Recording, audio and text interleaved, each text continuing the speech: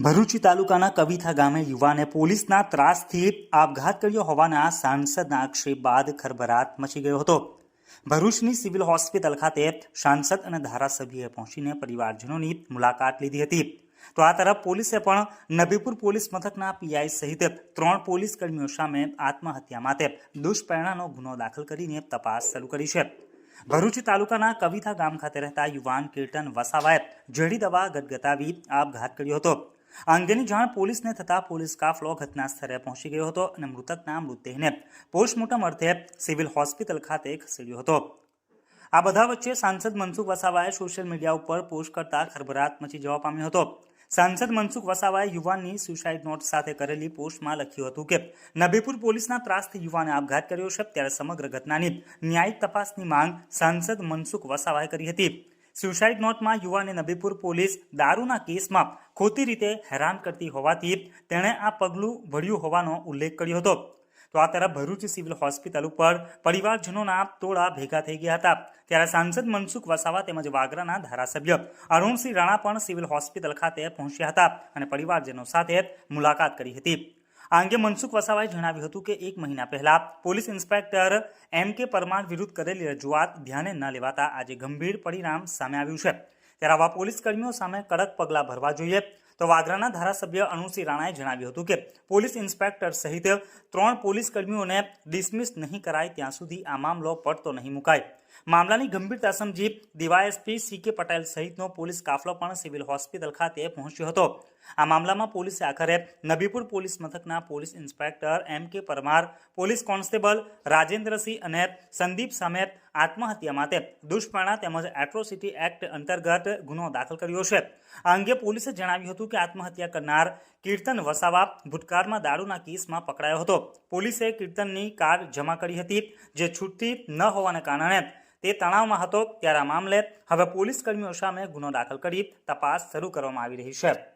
મનસુખભાઈ, અગાઉ બી આપના દ્વારા આ મામલાને લઈને મુદ્દો ઉપાડાયો હતો, ફરી એકવાર આ ઘટના જ હવે સીધી આત્મહત્યાની બની ગઈ, શું કહેશો તમે?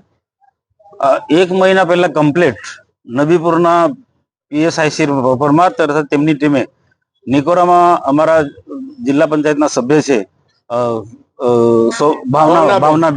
ભાવનાબેનના ઘરે લગ્ન પ્રસંગ હતો, છતાં એના ઘરમાં ઘૂસી ગયો, આખું ઘર તોડફોડ કર્યું, ફ્રીજથી માંડીને બધા ઘરમાં બધા સાધનો રફે દફે કરી નાખ્યા અને ત્યાંથી જ અંગારેશ્વરના સરપંચના ઘરે પણ આ જ પ્રકારનું કૃત્ય કર્યું।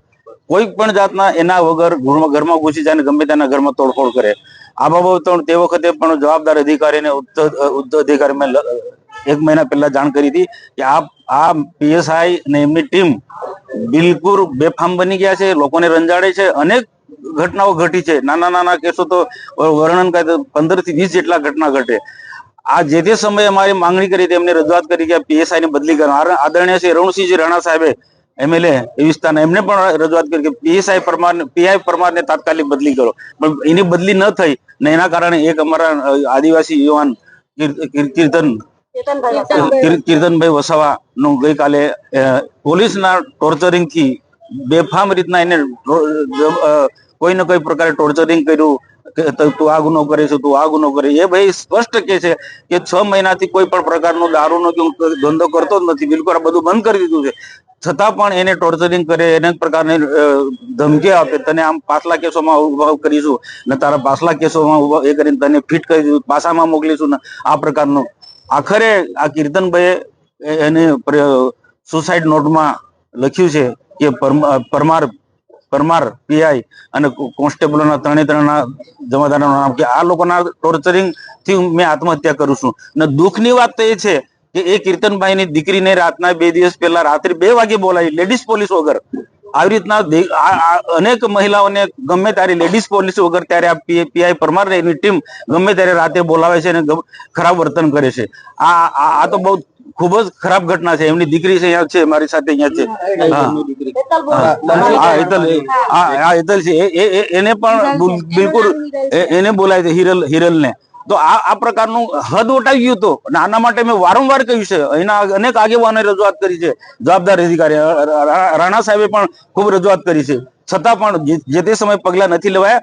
આખરે એક આદિવાસી યુવાન આજે એમના પોલીસના ત્રાસના કારણે, જુલ્મના કારણે, ટોર્ચરિંગના કારણે આજે આત્મહત્યા કરવી પડી છે.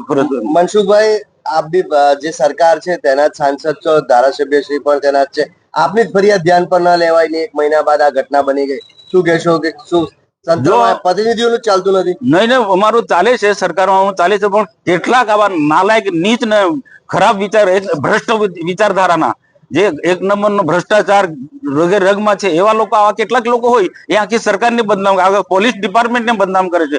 ભરૂચ જિલ્લાની અંદર 2 પોલીસ સ્ટેશન એવા છે, રાજપાડી પોલીસ સ્ટેશન અને નવી પોલીસ સ્ટેશન, કે જ્યાં બેફામ રીતના એ લોકો વર્તન કરે છે. તો આ સરકાર આવા કડક હાથે કામ લે છે. મને વિશ્વાસ છે મારી સરકારમાં કે આવા પીઆઈ ની સામે કાયદેસરના પગલા લેશે, જરૂરી પગલા લેશે, અને સંપૂર્ણ રીતના અમે પણ સરકારમાં રજૂઆત કરીશું. આવા પીઆઈ કે આવા પોલીસને તાત્કાલિક સસ્પેન્ડ કરવા જોઈએ. આજની ઘટના પછી આપની સીધી માંગ શું? અને બધાની એક જ માંગણી છે કે આદિવાસી સમાજના બાકીના બધા જ લોકોને કે આવા ભવિષ્યમાં આ અધિકારી, બીજા અધિકારી આને જેમ ના કરે એટલા માટે એને તાત્કાલિક ડિસમિસ કરવું જોઈએ અને કાયદેસરની એફઆઈઆર કરીને જે પણ કાનૂની કાર્યવાહી થવી જોઈએ, ત્રણેની સામે, પીઆઈ પરમાર અને બાકીના જે કોન્સ્ટેબલો છે, કાનૂની કાર્ય એમની સામે થવી જોઈએ. Thank you. ભરૂચ જિલ્લાના નબીપુર પોલીસ સ્ટેશનની હદમાં આવેલા કાવીઠા ગામના કિરણ ઉર્ફે કીર્તનભાઈ અમરતભાઈ વસાવા નામના 45 વર્ષના યુવકે ગઈકાલે ખેતરમાં જઈને ઝેરી દવા પી લીધેલી. એને સારવાર માટે ભરૂચની જીવન જ્યોત હોસ્પિટલમાં લાવવામાં આવેલો અને સારવાર દરમિયાન ડોક્ટરશ્રીએ એને મરણ જાહેર કરેલો. હવે આ જે કીર્તન ઉર્ફે કિરણ વસાવા છે એને ભૂતકાળમાં નબીપુર પોલીસ સ્ટેશનના પોલીસ અધિકારી અને પોલીસ કર્મચારીઓ દ્વારા એને વિદેશી દારૂની વેચાણ અને હેરાફેરી કરવાની પ્રવૃત્તિમાં 2 વખત પકડેલો હતો અને 1 વખતે જુગારના કેસમાં પણ પકડેલો હતો. આ દરમિયાન એની પ્રોહિબિશનના મુદ્દામાલ સાથે એની એક ગાડી પણ પોલીસ દ્વારા કબજે કરવામાં આવેલી હતી.